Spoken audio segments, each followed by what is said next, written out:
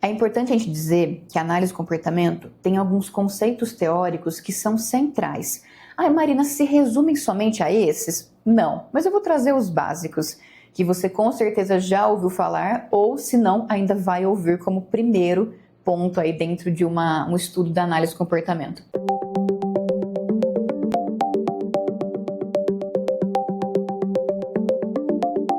A gente fala muito sobre reforço, sobre punição, sobre extinção, sobre condicionamento.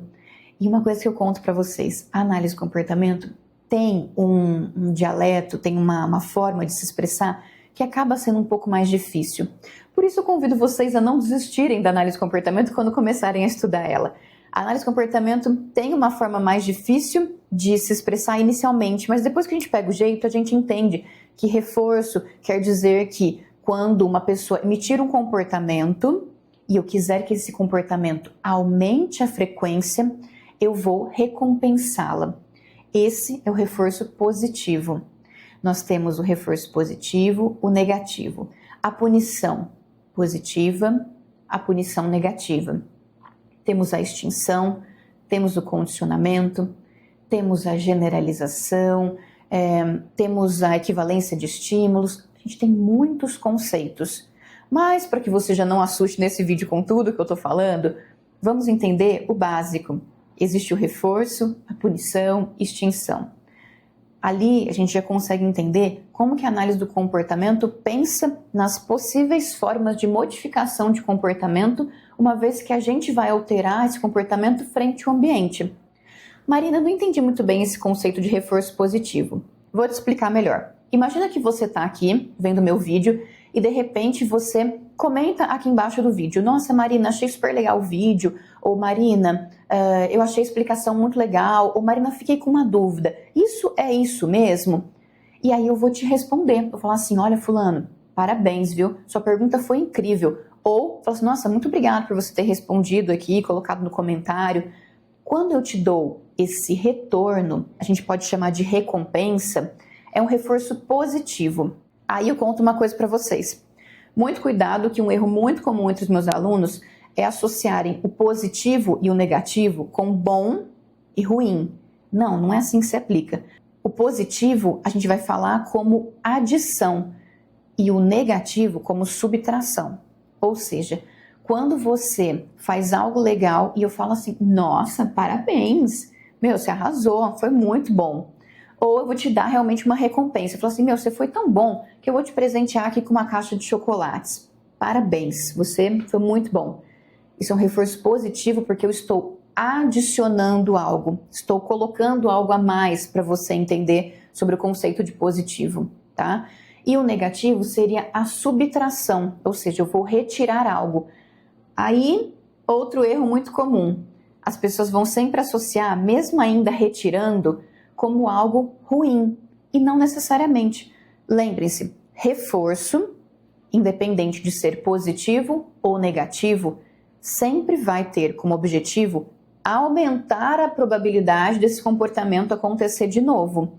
Ou seja, o reforço sempre é algo bom, sempre vai ser uma recompensa. E eu vou dar um exemplo aqui para você entender o reforço negativo.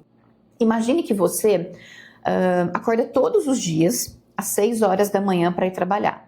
Então, o seu despertador está marcado para tocar 5h30. Vamos pensar assim que é rapidinho o seu trabalho de casa, ali da sua casa ao trabalho. Então, você já toca ali o despertador, já vai se arrumar. Só que teve um sábado que você não ia trabalhar e você esqueceu de desligar o despertador. Ou seja, de não colocar ele para tocar. E aí, quando deu 6 horas da manhã, sabendo que naquele sábado você poderia dormir até meio-dia, 6 horas da manhã o relógio começa. Pi, pi, pi, pi, pi, pi. Esta variável que está acontecendo, esse som, está sendo muito aversivo. Aversivo é algo ruim, tá? Está sendo muito aversivo, porque, putz, hoje é sábado, eu podia estar dormindo, alguma coisa está me acordando.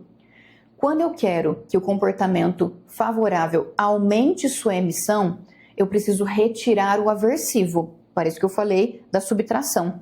Eu vou simplesmente lá, desligo o meu relógio e volto a dormir plenamente. Quando eu volto a dormir plenamente, sabendo que eu não tinha que trabalhar, realmente não estou perdendo um compromisso, eu tirei o que era aversivo e continuei dentro de uma condição satisfatória, uma condição boa, tá?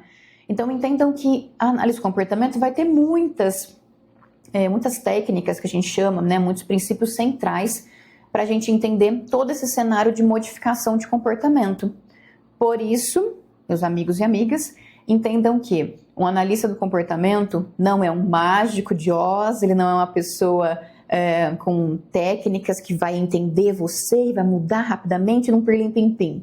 Não, a gente trabalha com muita delicadeza e precisão da nossa observação, da nossa mensuração, que a gente vai registrar todos esses dados, olha quantas vezes o paciente fez isso, em que contexto, qual foi a função. A gente entende o cenário para depois, de forma muito delicada, propormos aí algumas técnicas para modificar pequenos pontos que vão gradativamente aumentando sua grandiosidade e modificando de fato a rotina, a vida, que é o que nós almejamos para o bem do paciente. Então esse é um ponto inicial do que eu queria que vocês entendessem sobre análise do comportamento. Em outros momentos a gente vai falar ainda mais coisas que são interessantes e importantíssimas, mas de pontos mais avançados, certo? Então obrigada e até o próximo vídeo.